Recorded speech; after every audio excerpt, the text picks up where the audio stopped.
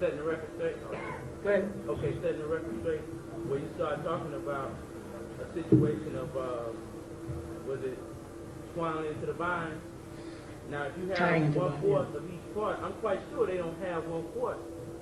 As far as, but they still got it under law, whereas they can get the things and grant the things that they want. Right, but that's only because prior to the civil rights movement and affirmative action, etc., you didn't have any rights at all. Right? What happened is in the 17th century, right here in Georgia, where we dwelled, the Yamassee Native Americans, the Europeans came in and made a deal with us for equipment, heavy equipment, because we couldn't sell our goods because heavy equipment was starting to come in, more sophisticated farming. So they made a deal with us and told us that they would give us a certain amount of heavy equipment, like they usually do, and we pay them back in 6 months. You follow? However, and you can read this, you can read up on this. However, after we did it, they didn't hold true to that treaty because it was oral, not a written agreement. They came back within 3 weeks, and then when we couldn't afford to pay them, what they did is they took the women and the girl children from us. All right? It didn't stop there, because that's not how the Yamassee dealt, right? And they started having children by them. Correct? What happened within a year's time, the Yamassee were trying to hold true to their word, and when they found out that these Caucasians, these British Caucasians, were having sex with their daughters, there was what they call a Yamassee massacre here in Georgia, right? Like the Zulu did, and they rose up and they started massacring Europeans and pushed them off the land. But what they had to take back into consideration is that a lot of their women had been raped by these Caucasians, and that the children being born to them were mulattoes. You follow that? These mulattoes grew up, wanted to leave our campsites, or what they call presently reservations. They want to leave the land and go and look and seek out lighter people. So when these mulatto children sought out Caucasians to marry, they produced these Caucasian-looking people who by right can say they're Yamassee. You follow? You understand what happened? And then what happened is the tribes got, a war broke out. We blended in with the Seminole, the Creek, the Oshito, the Wichita, and different tribes as Yamassees. We ended up inside because then all the Europeans came together against us because we whipped a couple of ass. So they got all the different tribes together, all the different cults of the Irish, the Polish, the French, everybody got together and came down on us right here in Georgia, right here in Milledgeville. You follow? And mashed us. So the men we had migrated in different directions. Those that went to Georgia, we became known as the Seminole. The ones who are going, so others of us went as far as Chile, became as far as Yucatan. We scattered in different directions, and we became mixed in with the Cherokee, so you find a lot of your Yamassee saying, I'm a Cherokee. And you say, how do you know? Because my grandmother is a Cherokee. And it goes back further than your grandmother. What about your great-great-grandmother? What tribe was she? Because the Cherokees was not always there. So they were called an Annie Indiga, which meant we the people. And all the tribes started naming themselves, like I mentioned a couple of weeks ago, we the people, because that was the first line of the Iroquois Constitution. So when the Constitution was set up here, as a remembrance of who they are, most of the Native Americans in their own dialect named the tribe we the people as a group, because we all had to unite to survive. And so we broke off and became different tribes. So yes, you have Caucasians that can stand up and say, I am Yamassee. As long as you don't stand up and say, right, he's Yamassee, he's my son. You follow that? And you couldn't do that until certain bills where guys like Dr. Martin Luther King, who didn't appear to have any value, had a great amount of value insofar as he got certain rights implemented that gave us the right to stand up in a courtroom. Whereas, let's say, the Nation of Islam ain't giving us no rights. All we're doing is, as the Nation of Islam, we're doing is talking about what we're going to do to the white man. Dr. Martin Luther King, you know what I'm saying, went out and got certain things passed that gave us the right to get into the courts, to get into the, into the universities, so we can get the kind of degrees, so we can do the kind of investigation that is necessary for us to make claims. And it's not about reclamation of land. The law literally says, don't say reclamation of land. I mean, you just got to be on the land. I don't have to reclaim my land. I have to be on the land. and then tell them from the land, this is mine. You know what I'm trying to say?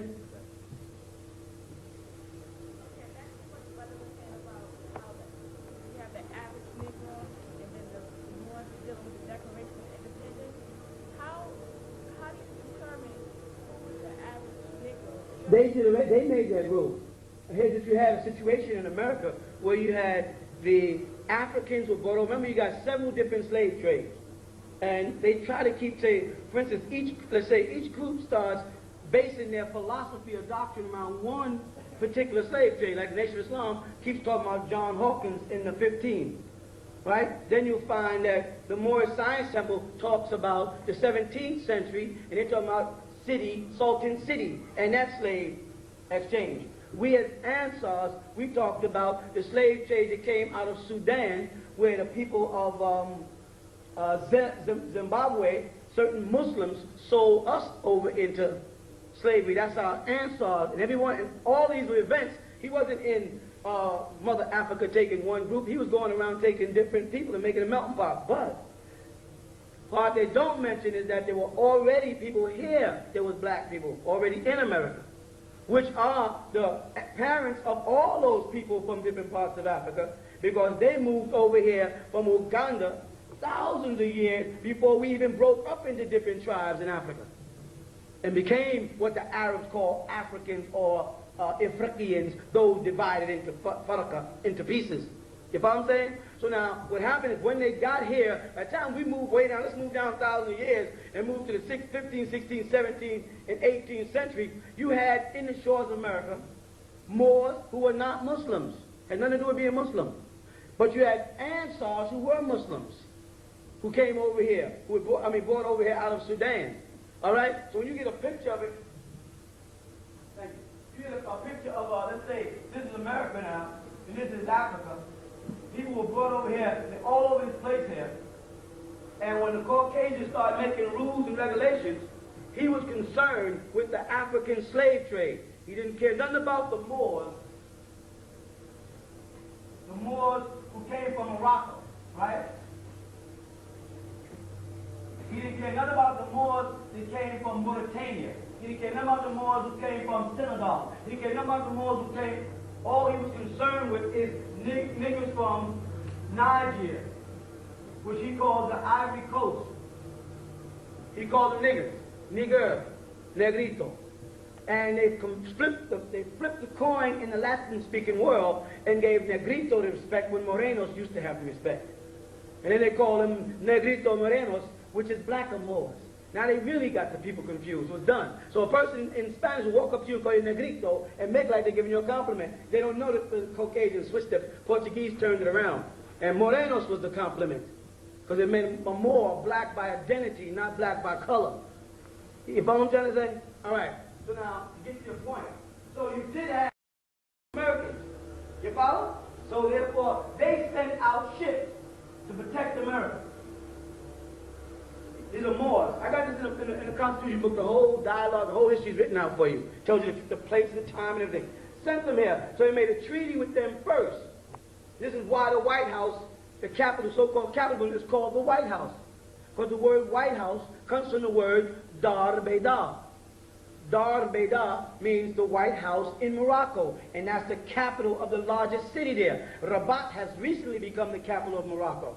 The original capital of Morocco was Dar Beida, which in Spanish we say Casablanca, which means the same thing, a white castle or a large white house. So the fact that the United States has a White House as a central point and has a dome on it like a mosque tells you that it was influenced by people who came from Morocco called Moors.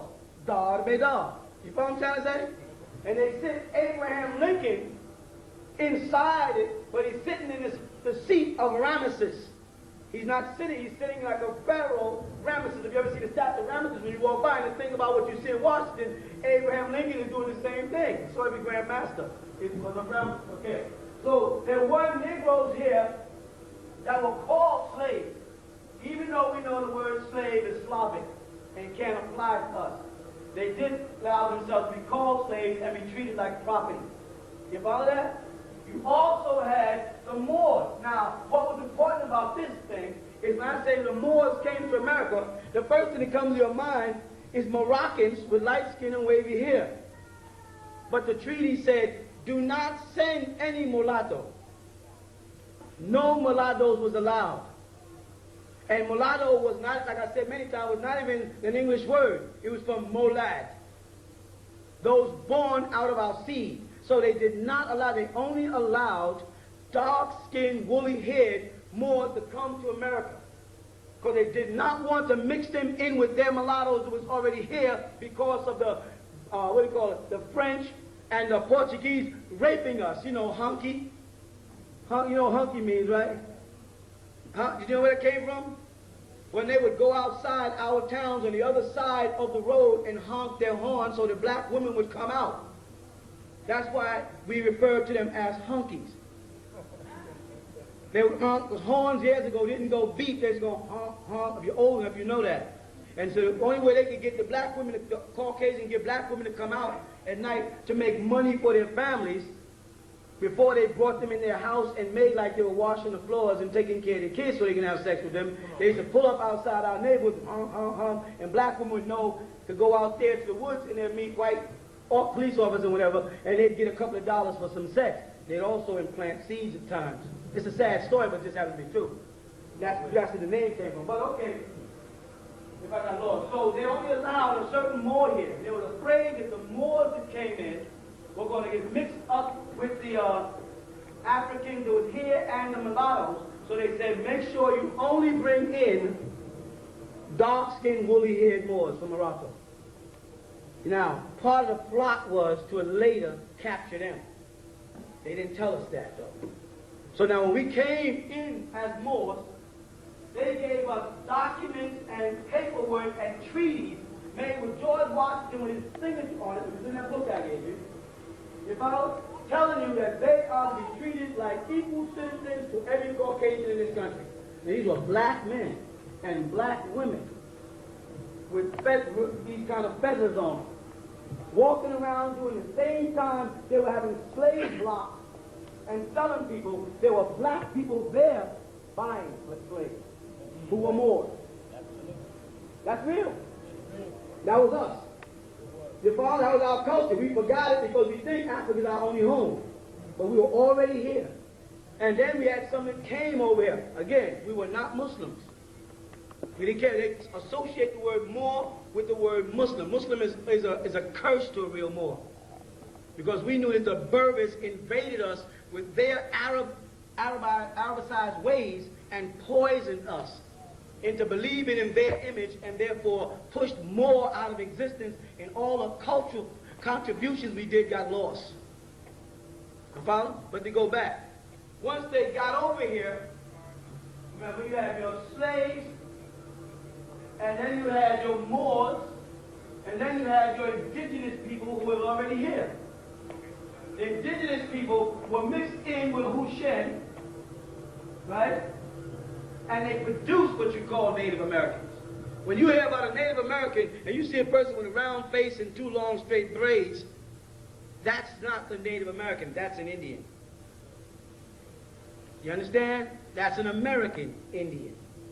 But that's not a Native American. Native American were Olmecs, like that face, that statue we made out there, when you come in with that big round head and them big lips and that big nose. I wouldn't even be classified an Olmec. They're purer than me. It mean, to be honest, but that's who they were. They were the indigenous people of this land. The Chinese came in, mixed in with them, and produced what you're calling Native Americans today, or Indians. And the Caucasian gave them all of our rights. Right.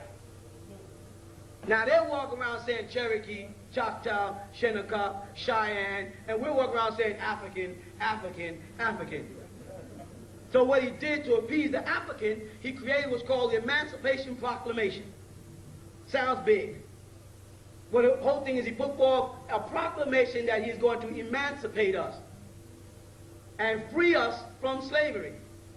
But he did not promise us anything. Now, there was a promissory note saying 40 acres and a mule. But we multiplied so fast that they was afraid that if they offered every person who stepped forward for that 40 acres and a mule, there wouldn't be enough acreage left on this planet. We would take over. So they had to drop that and the mule and just start slapping us upside the head whenever we started asking for our rights, or creating organizations that would stifle our growth. You follow that? The first thing to do was to create religion. Get us caught up in religions that don't pertain to our own past, such as, regardless of what I, or Farrakhan, or the 5%, or the Morris Science Temple, or anybody else says, when you see this word, which I'm quite sure you have a hard time figuring out, the number L, Arab. I could write it with a long letter, but I'm doing the shortcut, okay? Arab. Drop this and go Arab. You hear that word, Arab? What do you think of when you hear Arab? Tell the truth. Do you think of Farrakhan? Do you think of Noble Ali? You think of the Ansars? No. You think of Saudi Arabian Arabs.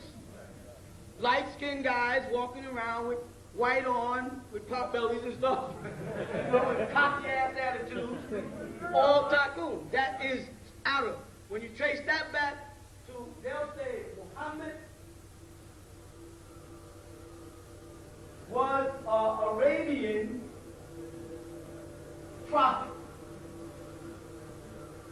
No Muslim will deny that Muhammad was an Arabian prophet, right? So there's a subtle confession that Muhammad was an Arab, but they don't say that, but they'll have age if they want. That is the birth of Muhammad, the death of Muhammad. The hadith of the Muslim world describes Muhammad as a pale Arab. So any Muslim in America, any one of us who's black-skinned, who stands up and says, I am a Muslim, is making a fool out of ourselves. Because as far as society, the records, and history, Arabs are not black-skinned, nappy-haired people. Now we can modernize it and say we're 5%, gods on the planet Earth, nation of Islam, Ansarullah. We can modernize it, but at the root of it, you follow? There's still Arab. If you go to Nigeria, amongst the Hausa, they can be as black as night, and they're Muslims, they're still surrendering to an Arab's culture. Meaning if you take it back to its point of origin, you don't see you see an Arab. So you don't have the right, and your rights won't support you in any international courts in this world saying, I am a Muslim by religion. Because Muslim will be synonymous with Muhammad of 570, who gave birth to it. Women. And the Muslims have to fabricate a false history to stay in the world of Tuggle by saying all the prophets before Muhammad were also Muslim. Until you say prove it. And so I can show you in the Quran. I didn't ask you to show me your book. Your book started in the year 610 and stopped in the year 631 when Muhammad died. This is when Muhammad received his first revelation. Moses, Jesus, Abraham, all of them were before Muhammad got the Quran. Correct? Right. If the criteria for being a Muslim is belief in the Quran, then how could Jesus have been a Muslim if the Quran didn't exist when Jesus was born? How could Moses have been a Muslim if the Quran didn't exist when Moses was born? See, Muslims had to create a fake history because they only got 1,400 years of history, and now with computers, people are able to jump thousands of years in time in a couple of seconds. Historians, anybody can become a historian just by opening a laptop computer and doing a clip, putting in Corolla and go back to Muhammad and say, well, then how could Jesus have been a Muslim if the criteria for being a Muslim is making salat 5 times a day? And Jesus didn't make salat 5 times a day. And the criteria for being a Muslim is you can't make prayers anytime you want to. You must make them according to a schedule. And Jesus went in the Garden of Gethsemane when he felt like and fell on his face and prayed. So what's your criteria? They needed to fit in history to control the world as the New World Order. You understand? Now let's go back again. Let's go back. Because we eliminate this every time you say, I'm a Muslim, I'm a original man, and I'm an Asiatic black man. You got a whole bunch of crap. Asiatic black man, you think you slick. You think you're easing into Asia with these Arabs, but you ain't. That's a con, Asiatic black man. It gets you out of Africa into Asia. So you can start thinking, I'm an Asiatic. Nigga, you ain't no Asiatic. Look up the word Asia means Orient. Then you ain't no Oriental. You can slang, you can take your eyes slant, and you still won't be an Oriental. You still be. The next step is to go back to Jesus. When I go back to Jesus, I go back 2,000 years ago. You got that? Got it. That AD and BC, they real confused. They don't know where the world we're going. Now, when you get the picture of Jesus in your mind, and don't lie, because you've seen the picture we drew, nigga. But nigga lie quick, don't lie. Right? When you think of Jesus, what do you think of? That man on your grandmother's wall. Don't lie. Either he's kneeling down doing this, or he's standing there doing this, or he's doing this, but it's the same old little Jewish boy. But he's definitely not Joshua from down the block. He's definitely not no black man with no big lips and no thick nose and no nappy hair. Now, we can draw all the black Jesuses we want. The same way the Muslims can fabricate any part of history they want, we can start creating black Jesuses to make us feel good. But when the world looks at it, you follow? And you say, I am a Christian. Christian is synonymous with Romans and Greeks. Correct? And it doesn't fit you. The shoe don't fit. Or should I say glove? When we go back to Moses, we're going back to 4,000 years. Actually 3 and something, but 4,000 round off. Now there's a little trick in history. Because Moses was born in Egypt. Correct? He wasn't considered a little white boy born in Egypt. He was considered an Egyptian while he was in Egypt, because they gave him an Egyptian name, Moses, which simply meant to be drawn out of the Nile. Joseph got them into Egypt, the Israelites. The Israelites who got into Egypt came in there after Solomon and them had already mixed in with Hittites. Because the description of Solomon in the Bible is that he's light-skinned with black straight hair. Not that he's an African. I don't care how much Rastafarians want Solomon to be black.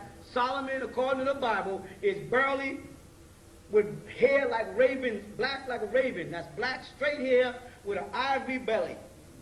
Now, one of you niggas upstairs and pop open that belly, there ain't gonna be no ivory unless milk is dribbling off your lips. You understand? So Solomon was a light-skinned, he was one of us, but he was light-skinned with black hair. The Egyptians did not like that blood mixing. But the Israelites did get into Egypt to work for us and mix in with our blood, creating a lot of these pictures you see of Egypt today with all these different races of people. But Moses was considered one of them, but of mixed blood, not a half-original man. Right. You know what I'm saying? Moses was there with mixed blood, but you don't. In history, they will not identify Moses with American, Negro, or African. Though Moses was born in Africa, they will not say Moses is an African. They'll say Moses is a Jew. Over and over again. Is that right? So again, Israelite Hebrews, Hebrew Israelites, black Jews, whatever you want to call yourself, when you say you are Israelite, you are being related back to Jew. I'm saying, I don't mean in your little corner with your 13 followers. And all of y'all sitting around with big Jewish stars on saying, well, that's not who I'm talking to. Y'all can tell each other anything you want. I'm saying when you present your case to the world for identity purposes. Because that's what it's getting down to. You follow what I'm saying? When we got to go up against the world and tell them who the hell we are and stop letting them tell us who we are. They didn't change who we are in the last 100 years 5 different times. We were nigger, Negro, Afro-American, now African-American, but they won't say more. You understand what I'm saying? They will keep naming us as long as we'll keep on accepting them. Nobody else comes over here to this country and allows other people to name them. The Italians come over here, and you go to a pizza store and they got an Italian flag up, red, orange, and white, and they'll say, I am an Italian. You call them a greaser, or what's the other thing they use for them? A what? They don't recognize it. They take it as an insult.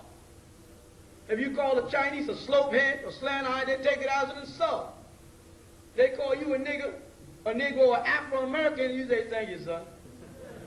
Or colored.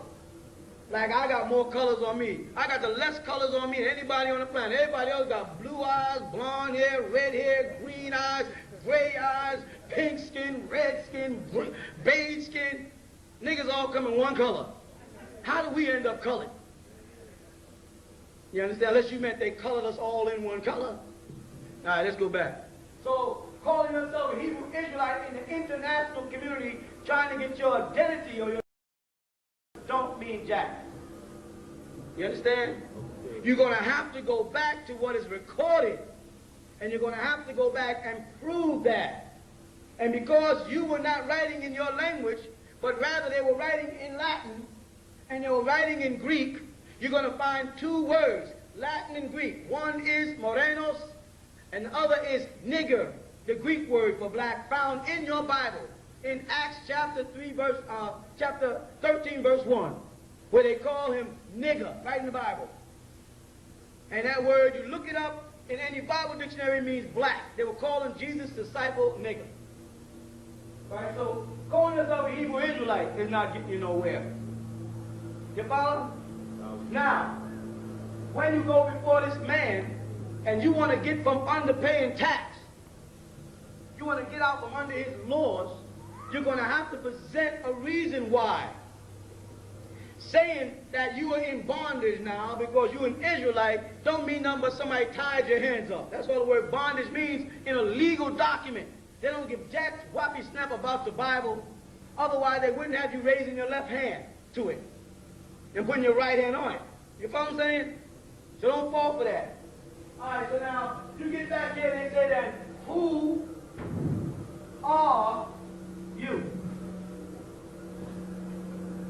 Who are you? The world wants to know. Now, you know what we throw back at them? I'm Muslim. I'm an Asiatic black man. I'm original Hebrew. What else we call ourselves? You know what I'm saying? Then he goes like the Pharaoh did when Moses came back into Egypt. The Pharaoh said, who is your God? And he said, Jehovah. And he said, let's look this up. Said, we ain't got no Jehovah's in here. Moses said, I'll be right back. I went back to Jehovah. Said, Jehovah, I told them about you, and they said, you ain't in the book.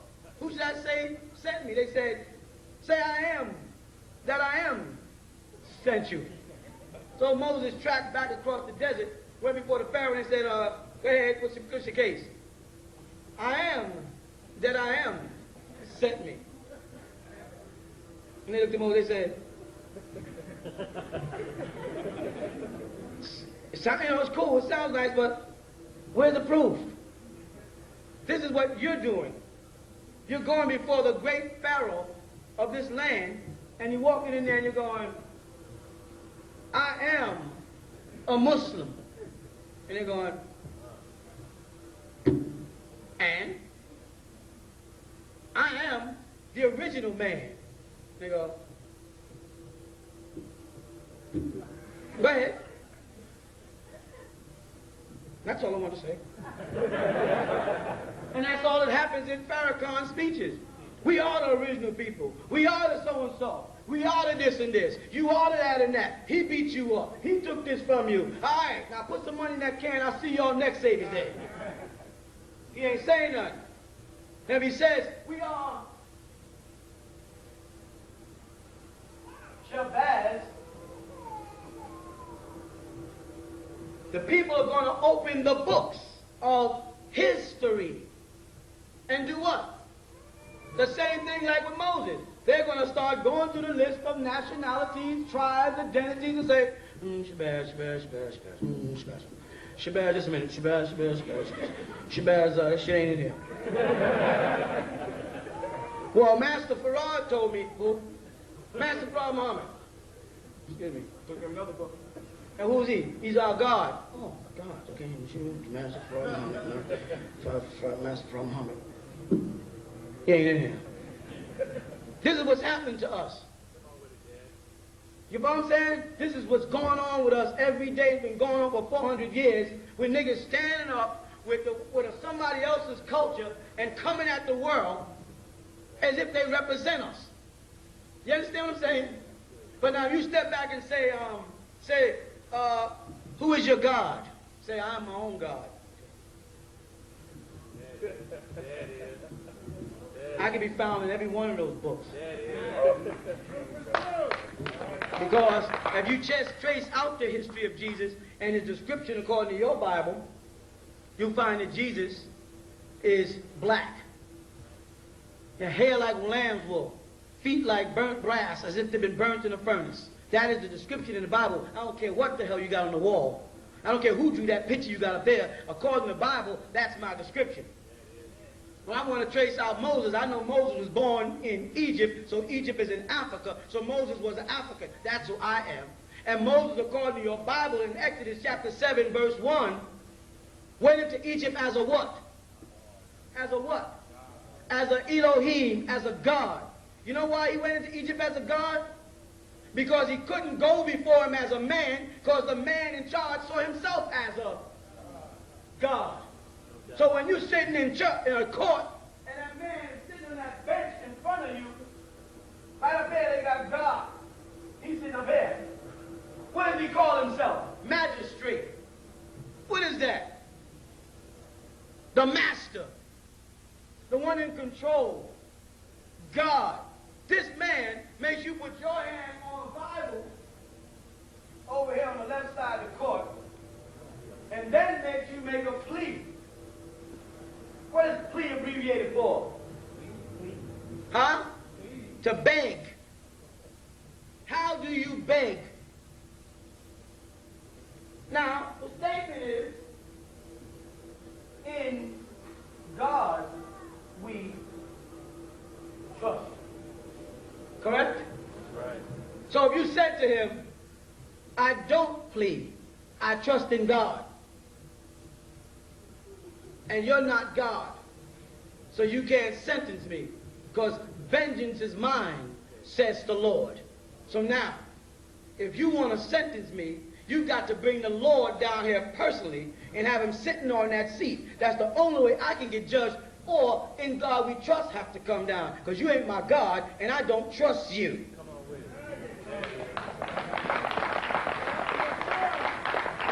it. You may catch hell there in court, but you'll be right, and you will eventually win. And if they can hush it up, they'll push it out to court. Because you don't have to plead to no man that has a court that says, in God we trust. You would have to deal with who? God. And that judge is not God until you surrender yourself to him in a plea. Or what they refer to as a plea bargain. Listen to that close. A plea bargain. I commit a crime, right? You're the judge. You know I committed the crime. The DA works under the judge. He knows I committed the crime. I know I committed the crime. My lawyer knows I committed the crime. And I can go into the back room and make a deal called a plea bargain. Which means the judge, the DA and them are willing to overlook the crime. Is that justice? No. If I committed the crime, I should be tried and sentenced. How can you make a bargain with crime? If there's laws of right and wrong, how can you bargain with it? How can you batar crime? That tells you there's no system there. You understand? You pay tax because you want to pay tax. And they'll chase you down and beat you up for those tax because you want to pay tax. And tax in this country. You say, well, because religion is separate from state. They said, then go out and get a charter and become tax exempt. But as long as you're tax exempt here, I can go into your records, check your books, and do anything I want, anytime I want to you. You understand what I'm saying? Tell me what I mean that. I said separate religion and state. I am the state before your religion got here. And your church is based on religion because it's under God. And I don't fall under your God, so I can't swear on your Bible because I don't believe in your Bible. Because you have not proved this Bible to be authentic. So therefore I can't put my life on the line. So until you can prove this Bible to be authentic, I demand that you throw this case out of court. Because you have to prove to me that this Bible I'm going to put my hand on and swear to is authentic. And that can't be proven. You're going to have to prove to me that the God who we put our trust in does exist. And that can't be proven. You understand? Yeah. That's the law. But as long as you keep surrendering to him, keep on signing things over to him, you keep on giving him the power to rule you and control your life, you ain't got no power. You got to go back in and say, in your books, you have this word written. You sometimes in French spells it like this.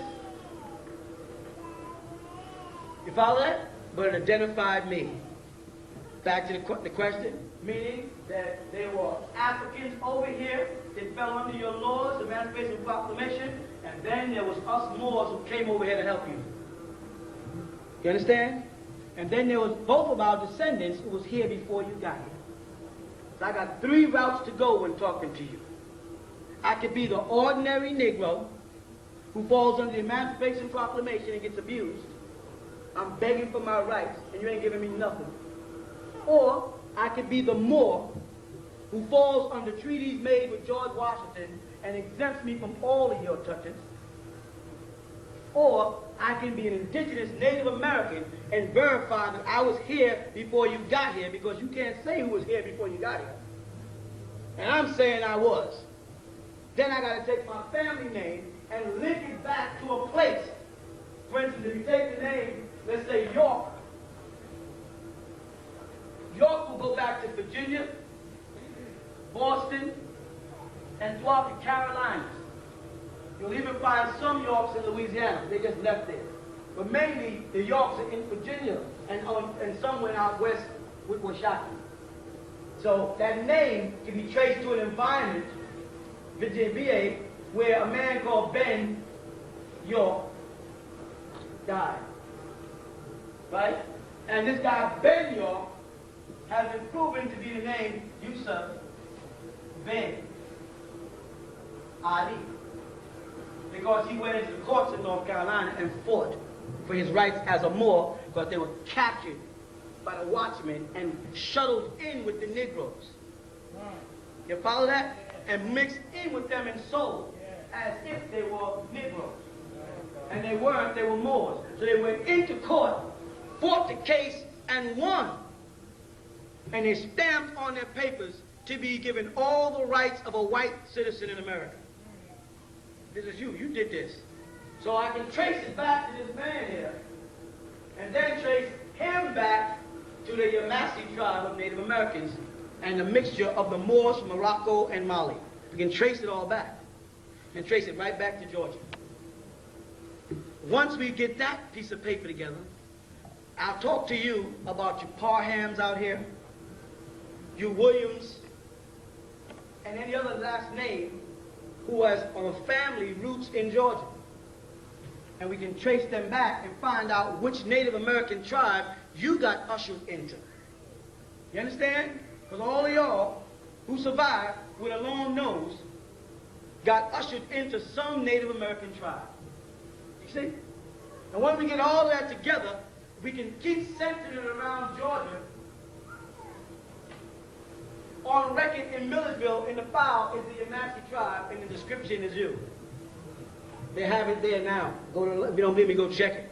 The woman told us, literally, when you finish your research, could you please send me back a book, because we need more information on y'all. Go ahead, That's what she told us in the library in Millersville. When you finish, if you go there, they'll say, some other people was here asking about this too. Them other people was, hello? I want to pull out all the files on it. All the information. How did the college get possession of Rock Eagle? When did they get possession of those deeds? How they get, who gave it to them, and etc. And go back to that person and trace out the name of that person, which we've done, and found out it was illegal transaction. Produce the document was the question. Show me the document. Well, we can't.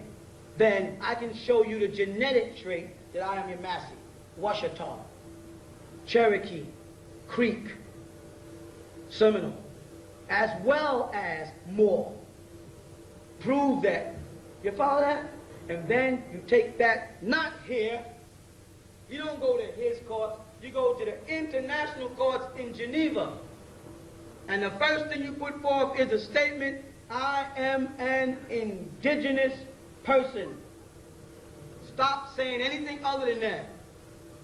What is your nationality? I am a Moor. If any of you people have listened to me and went to any professional office and said it, you saw the reaction. You saw them go, we have white, Asian, Negro, and other. Well, put more in place of other. Well, aren't you a Negro? No. You see them fall apart, but you'll see them write it down because they know it's the law. Because they have a philosophy that if they break one treaty, none of the treaties they make it to be trusted. That's in Congress. And they made a treaty with you as a Moor. They didn't make no treaties with you as Negroes or slaves. They got treaties with you as Native Americans. And they know that the Native Americans, the Moroccans, mixed in, the Native Americans and the Moroccans mixed in, and that's what's sitting here. And that's why some of you got wavy hair, some of you got nappy hair, and some of y'all got big lips, and some got thin lips, and some got slant eyes. That's why some of y'all are light-skinned. That's why you're all mixed up. It's a melting pot of our genes. And then, after the treaty was signed, then other Moroccans were allowed to come in. But there was no separation. If you go to Morocco right now, you don't find the racism you find right here in America. And there's a strain of Moroccans that run from the French, those who think they're French, all the way down to those who think they're Africans. But they live together in peace. There's no problem. That's how you lived back then. So to answer the question, there are Negro slaves here. And as long as you keep saying you're Negroes and accept organizations like the NAACP, you will never have rights to what is rightfully yours. You with me? But the moment you start saying, I am an indigenous person, sovereign, I belong to a sovereign nation, they can't do jack with it. Because they have admitted in their textbooks that they came to America, and when they got here, people were already here. And all you're saying to them is, correct. I am of the people that was already here when you got here. You can't say I'm not, because you hadn't got here yet. I am not an African. I was not a part of the slave trade. Got me mixed up with somebody else. That's my brother here. He go right here. And he's walking around saying he's an African. That's his business. There goes my Negro reform. That's my reform brother right there. See, he's a Negro, American Negro. That's not me. Now, you may not want to do that. Standing around, you know who the hell they are. But when you walk up to a brother from Puerto Rico and say, what are you? He said, Puerto Rico. He said, no, you ain't. You're not a Puerto Rico. What are you? You're more. You know what I'm saying? I'm from Dominican Republic. You're not a Dominican Republic. You're more. Cuba's a place, not a people. And no, I'm Cuban. Don't let them fall for that crap. Stop, strip back all the names and keep saying more. And then we become the majority. And according to their system, the majority rules. So if all the Latinos, Asians, Nubians, as you want to, whatever, come together and say we are all Moors, what happens? We control the thing.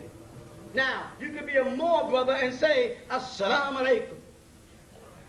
You say, Assalamu alaikum. Jesus is Lord and Savior. Jesus is Lord and Savior.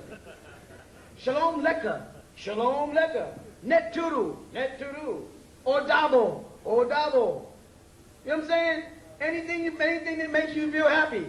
But your nationality first. Because when they weigh us in this country, they weigh us blacks against Caucasians, right? But if I stopped and raised my hand and said, excuse me, sir, and I mean that from the bottom of my heart, excuse me, sir. Just what nationality is Clinton? I want to break that down. I like Clinton. Now, what nationality is? He's Irish. Let's separate him over here. You follow? Let's go to Cuomo in New York. He's Italian. And let's go to Koch. He's Jewish. You know what I'm saying? So I start taking them into it. Where they got white, I start taking that and breaking it down like this. Irish, Polish, Scottish, Jewish, French, German, Italian, Swedish. Don't be afraid. Huh? Russian, what? Polish. Yugoslavian. Okay, go back to the point. Yugoslavian. However, they say we are all Negroes. They don't want to recognize that if a person comes over here from Trinidad, that he's a Trinidadian. The moment he gets over here, he becomes a Negro. But brothers from Cuba, and he's dark-skinned right away, he is. Everybody who speaks Spanish is Latino to them. They don't care whether you're from the Dominican Republic. They just say, you speak Spanish, you're Latino. Correct? And you say to him, excuse me, sir, I'm not Latin. Because Latins are Romans, and I'm not a Roman. You follow there? You back him in his tracks. Person says, excuse me, I'm not a Trinidadian. I'm not Three Mountains. You know what I'm saying? What will happen when we do to them what they have been doing to us in reverse? We'll demand that they present the man on television or the woman on television that commits the heinous crime, that they put first their nationality. Because unfortunately, because we are causing them all look alike, if a crime is committed, they put you on television and say, well, a nigger did it. They don't say a Cuban did it. You know what I'm saying? It's a nigger did it. But when Caucasians do that, there's no way to log it. I want to be able to say, okay, an Irish man is the one who robbed that store. A Jew just burnt up that building. What was his name? Burnt up the government's building. What was his name? McVeigh. What was he? McVeigh. Well, say it. You know, not y'all, them. Say, young Irish guy blows up US FBI building. So everybody can turn in and focus on the Irish and say, you Irish are bad people. So if I catch Irish people walking in my neighborhood at night, I can stop them and say, you better get out of here because you're up to something. If I have a store and an Irishman walks in, I can walk up and say, can I help you? Because y'all got a history of blowing up buildings. So we don't need you Irish people walking around our neighborhood. That's what they do to you and I. Snoop Doggy Dogg commits a crime, and I walk through the neighborhood and they ask me, come here. What are you doing here? Walking through the neighborhood. You live around here? Does it really make a difference? Yeah, it makes a difference because we don't know who you are. Are you supposed to know who I am for some reason? To have a hit record or a movie or some shit out? Unless you're implying because I'm walking through a white neighborhood on the planet Earth in the U.S. of A. where I have my rights and pay my taxes that you're supposed to know who I am. But I know you're not doing that because you'd be in violation of my rights. You wouldn't want to do that. Now would you? You know, they'll say, nigga, just get out of here. Whoa, so, more, just get out of here. Nigga wouldn't have questioned you. You know what I'm saying? I have a right to stay here unless I'm in violation of some law. I have over $7 in my pocket, so you can't get me for loitering. I don't have any tools, so you can't get me for burglary tools. I don't plan to piss on the sidewalk, so you can't get me. I'm not going to talk to no white people, so I won't be disturbing the peace. So what is your case? And if you don't have no case, get out my face. And you do have a right to ask them. You just don't know you do. And when you start asking them, they back up off you. I'm not saying you to get arrogant. I'm telling you to ask questions. If you know you speeding, nigga, don't say why you pull me over. Because then when I want to question him when I wasn't speeding, that's what kills it. Because you lied. If you speeding, they pull you over and say, all right, I speed, give me a ticket. Because I know I'm doing so I wasn't speeding. I was only doing 150. I didn't know I was speeding. Then when I come to the neighborhood and I'm not speeding, they pull me over. Just to keep us out of the neighborhood, man. So yes, there was a mixture. We have got to put them on the spot. And as you talk to Caucasians, the same way they do, I say, by the way, what's your nationality? Yeah. What do you mean? What's your grandmother? She's Irish. Oh, okay, just want to know.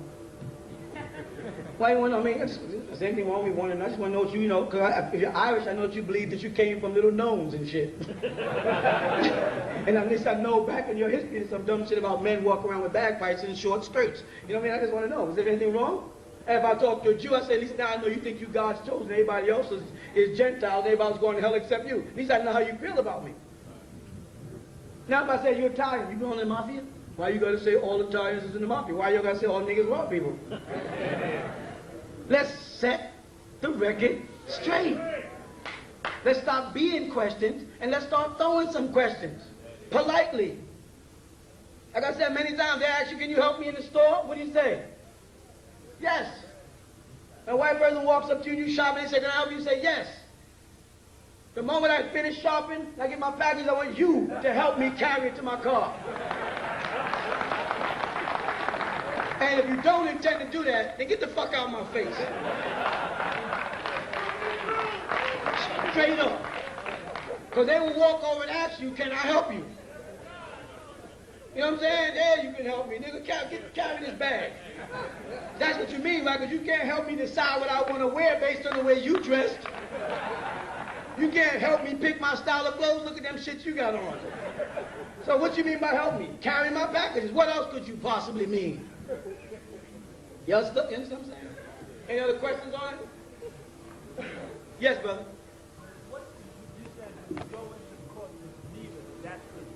There's international courts and there's national courts. All right?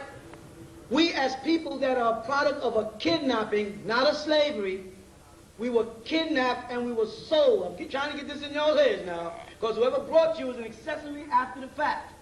You understand that? So now, as a we've got to learn to get on the inside so that any windows we break always from the inside out and never from the outside in. You dig what I'm saying? Go ahead. What type of action would that be considered? Like trying to establish your identity? All right. What is it considered? What does it fall under? Exactly. It falls under sovereign nations. Any individual who can prove that they have a link. If you just jump up step and say, I'm a Native American, I'm a Cherokee, they'll say, which Cherokees agree with you that we have on record as Cherokees?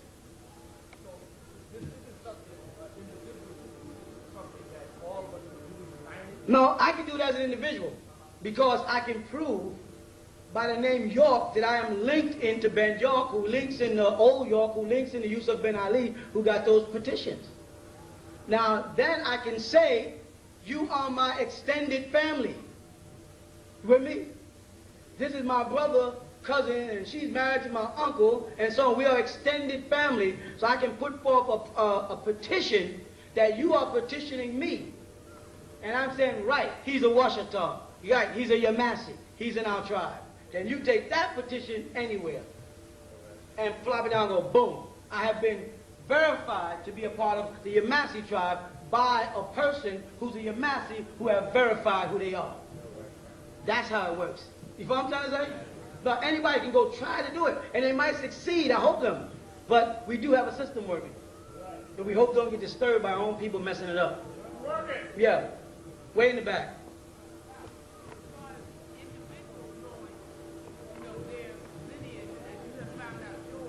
I already knew mine.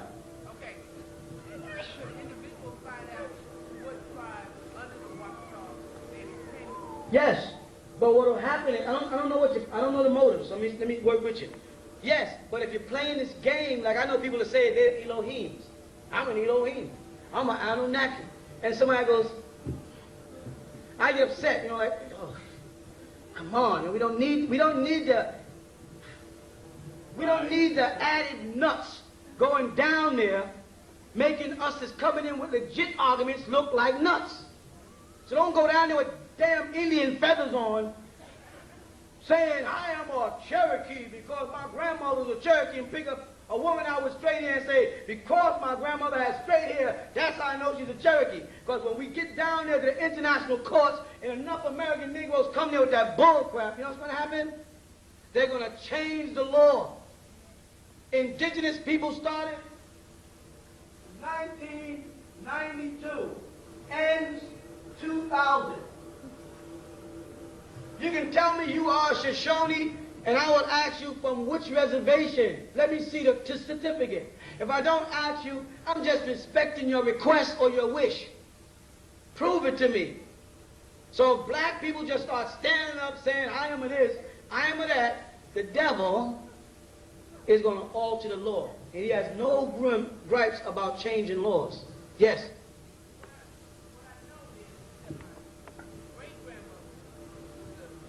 What's the proof? Okay, well here's the disadvantage of being a Cherokee. The Cherokee, as I told you all years ago, sold out. If you go up to North Carolina, where the Cherokee Reservation is in the Smoky Mountains, those jocks sold out. They pay tax to the government. So being a Cherokee makes you just American. But you got to find out which tribe your great-grandmother was in before she joined that band of people who didn't want to fight with us but sold out. The Pone, who were part of Seminole, sold out and became scouts for the Caucasians against us. Our own people. You follow that? When they show you the Pone, they show you these guys with this black straight hair. No, they were Negroes fighting in the Confederate war were Pone, were Cherokee, Cheyenne, a variety of tribes. What's the other ones? Oshit, Washita, meaning the Washita. Some of them sold out and was fighting against us. You got to make sure when you step down the path, you don't step on the wrong side. Old York was a sellout. The Duke of, Sergeant York, who's one of my relatives, was also a sellout. He fought with the, what do you call those guys? The black troops, the Buffalo Soldiers. They pump you up, the Buffalo Soldiers. Buffalo Soldiers was Toms. They sold out the family and fought against and massacred Native Americans. He's in the family. I may not like it, but it's truth is truth. I'm not going to hide it. You know what I'm trying to say? If Ben York wasn't a sellout, he wouldn't have been running around with Lewis and Clark and them interpreting things for the Native Americans. But when they betrayed him and it got personal, he set them up and altered the treaty of the Louisiana Purchase so that they didn't buy anything but the police barracks downtown. And those documents were verified. A sister in Louisiana, Veriachi Empress, brought it up, went to court, proved her case, and got 68,300 and some odd acres of land back from the government right now. You follow? And that means the door is open. But if you're not planning on opening the door and holding it open and ushering a bunch of people in because you want to do your own thing, then don't mess our stuff up because you're into yourself. Whoever does it got to hold the door open and get as many people in as we possibly can. Because when they acknowledge Empress Veriachi, a black woman with woolly hair, as a Native American, they open a door. Because before that, you only had one concept of Native Americans. People who were Oriental looking with round faces with braids running down like this or feathers. Now they're confessing no, that those people came after the original Native Americans. And that's you. So you have rights, but you got to go before them right. Don't bug out, and if you go mess it up, don't interfere. If you don't know what you're doing, don't be fronting, in other words, nigga, because niggas be fronting.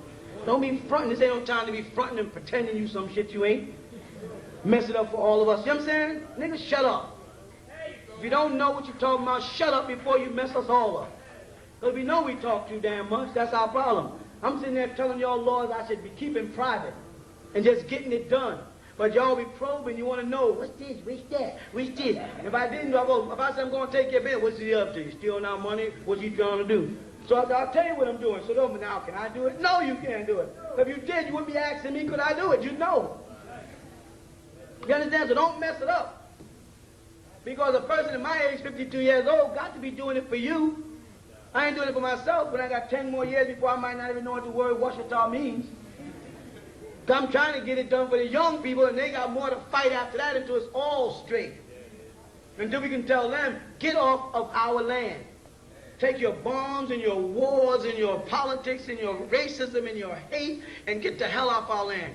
When I say off our land, I mean off of America. I don't mean off of Georgia. I mean go back to Europe where you belong with your evil stuff. And those amongst you that don't want to be evil and want to live right, well, you can live there in peace. But you evil as white people that think everything is based on wars, why are you up there messing with Mars? What would have happened if you'd have landed on Mars and some Martians would have slapped the hell out of one of y'all? We would have been at war with Mars? Dropping bombs over here, or we dropping bombs over? Let's go to Iraq. Were the Iraqis dropping bombs over here, or was America dropping bombs over? I can keep on going on? How can I get in a fight with you if you ain't there? How can I get in bomb up Somali if I'm not in Somali?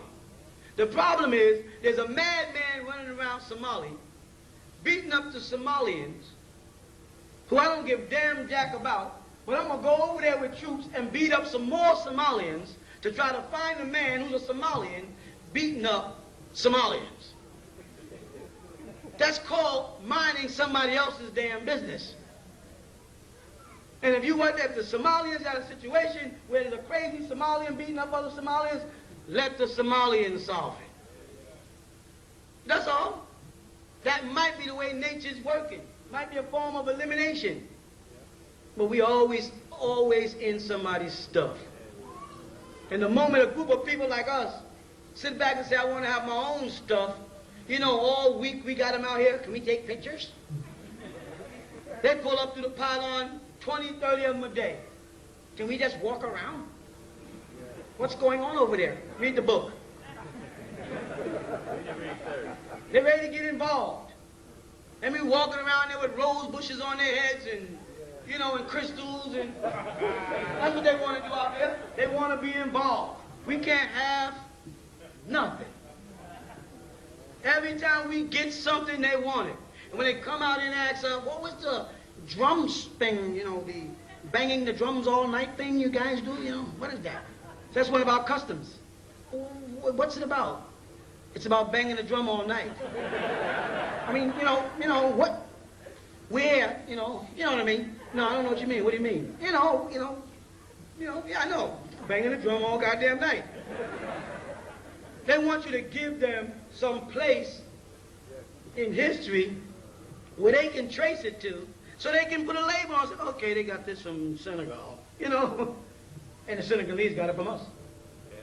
And they say, what's with the ceremony of Isis? A bunch of women standing around, you know, drinking wine and stuff. What is that? You know, none of your goddamn business. After it comes back down, why don't you leave our shit alone? We got our little shit out here. You got the whole country then stole, not to mention everybody else's damn country. We got a little thing going on out here, and you want this too? Let them down there, and people walk to me, some of y'all. Is it all right if I bring my white friend? Did that nigga bring you to the KKK meeting? Did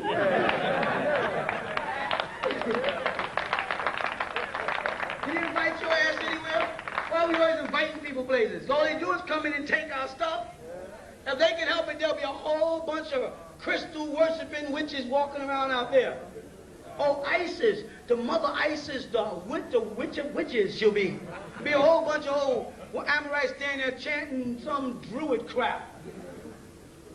Christians will be saying, see how it's shaped? It's shaped like a cross. It must be the Blessed Mother Mary. They'll be having Christian services out there. Why can't y'all have your own thing here?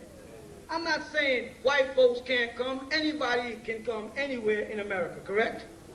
For as long as this piece of land is America. You know what I mean? But they can come visit, but what, you know?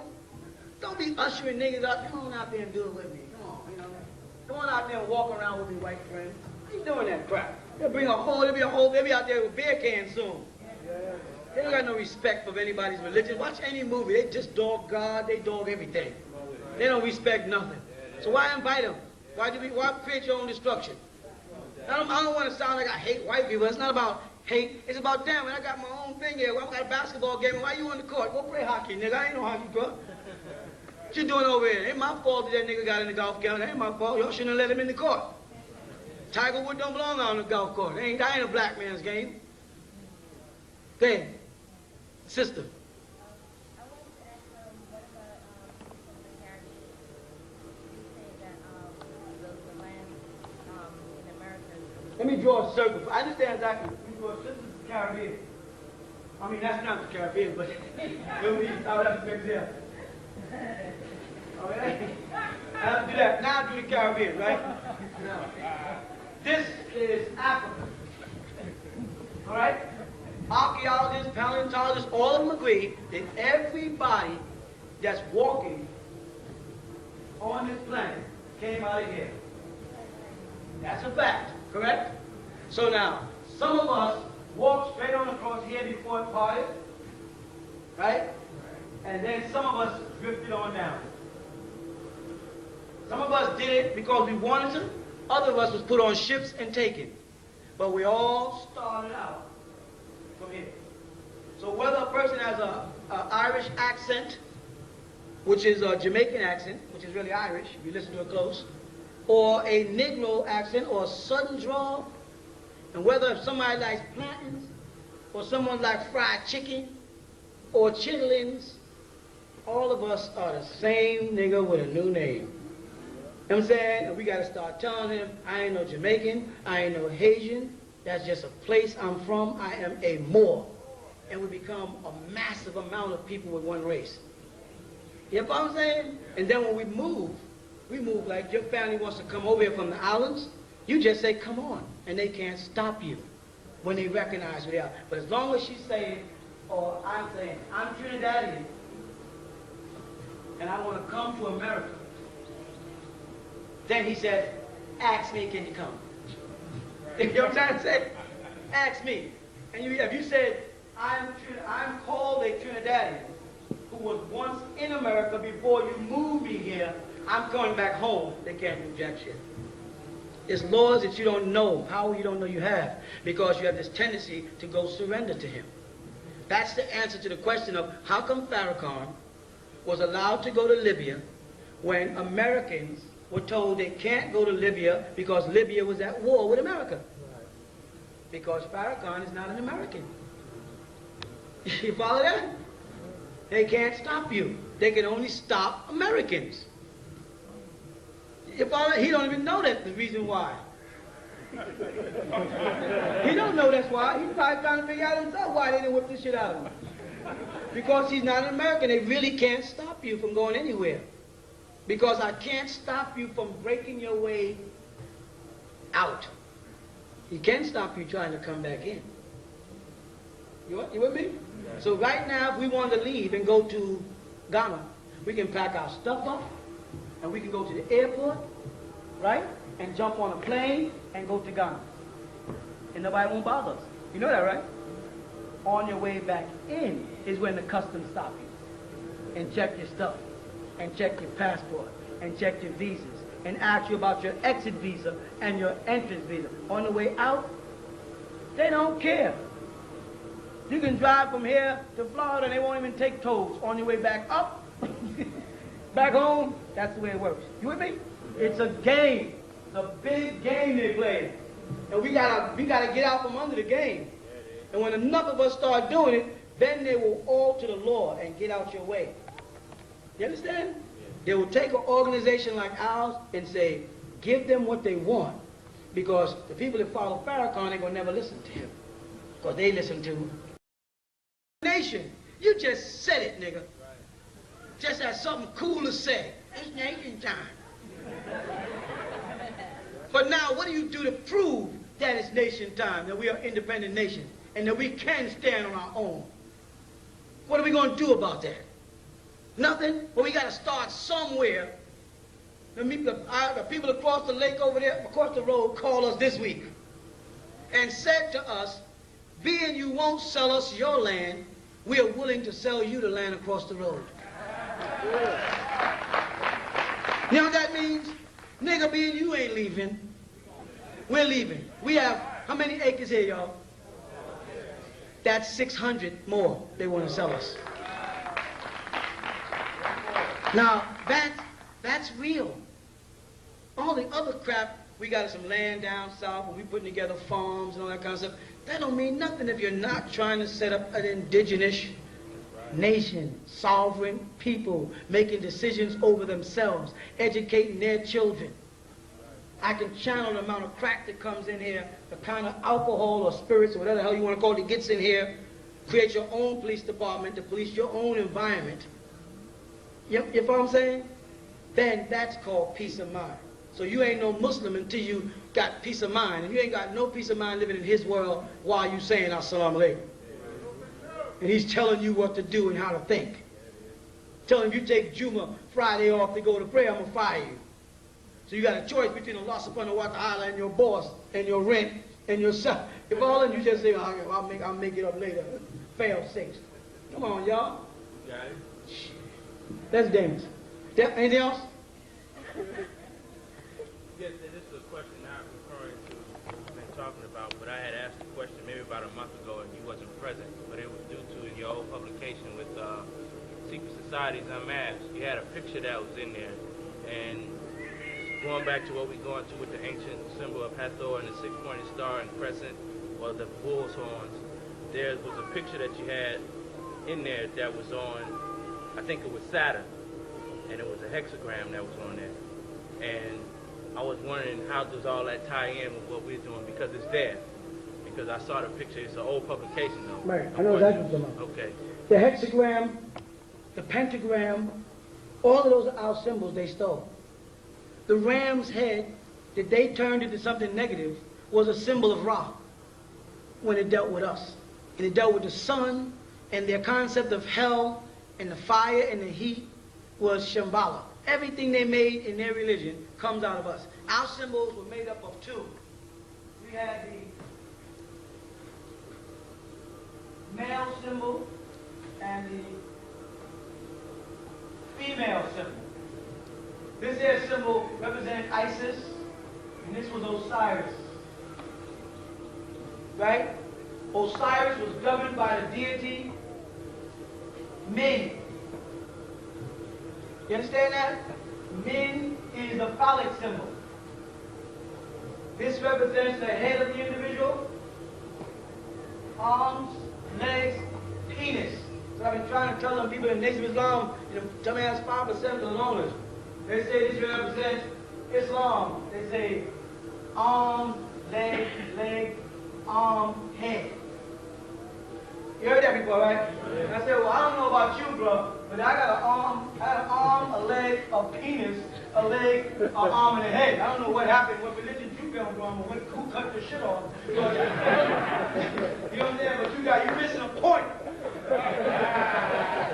If any man in here stands up and parts his legs like this and spreads his arms out, you won't get a 5-pointed star. You may see a 5-pointed star because he's dressed.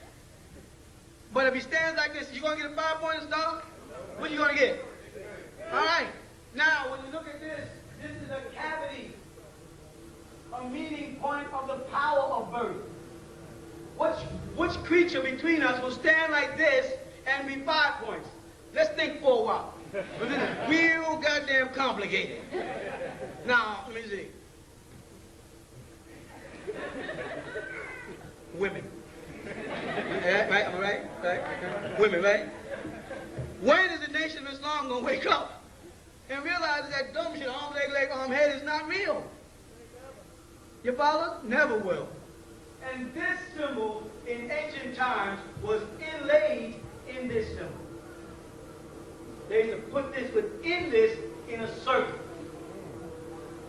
They called this one the seal of David, and they call, the seal of Solomon, and they call this one the shield of David. In ancient times, both Solomon and David was us. Now, when you put a crescent on it, and put a star here, and tell the world that this is a symbol of reality, of facts, all wise, right, and exact, perfect, bond, you lying, nigga. Because if I complete this moon crescent, there's no way a star can get on this side of the moon. You with me, man? As long as you show a crescent, you give the impression that a star can be placed here. But when you see a crescent, you're not actually seeing a piece of the moon, you're seeing a whole moon with a piece blocked off. And no star could get on this side of the moon. So it's a lie. It's an illusion. It is not the truth to tell a person that the five-pointed star in Christ is the universal symbol of sun, moon, and stars. You know why? Because when I say the symbol of the sun, moon, and stars, what am I doing? I am being redundant. Because this and this is the same damn thing. It's lies. So when they present a five-pointed star and a crescent, they intend to tell you lies. It's an illusion. It causes confusion. And that was the purpose of religion from day one. To divide us. To have us kill. Who is responsible for most of the bloodshed in the world today? Religious people. Terrorism. Right? Self-righteous individuals who think they are in direct contact with Allah or God, and thus they can go off and kill people. It's an illusion. And it creates confusion. And we have to defuse it and put the facts back. So pop off that look down at that 5-point star and crescent ring you've been wearing and realize you've been had. Now if you say, what about the 6-point star and crescent? Isn't this an illusion because this is a star and it can't fit inside of a crescent? We spoke years ago and we told them that this symbol is not a crescent, that it was a symbol of a snake with its tail in its mouth. The crescent is only used when it's dealing with Isis or Dinah, the female principle. The star was supposed to represent the semen, the power of male, the reproductive, the ovaries and the semen coming together, not a star and a moon. The serpent with his tail in his mouth represented taking control over evil. It's like a dog chasing himself in a circle. And in that, we put the seal of Solomon. And in that, we put the key of eternal life.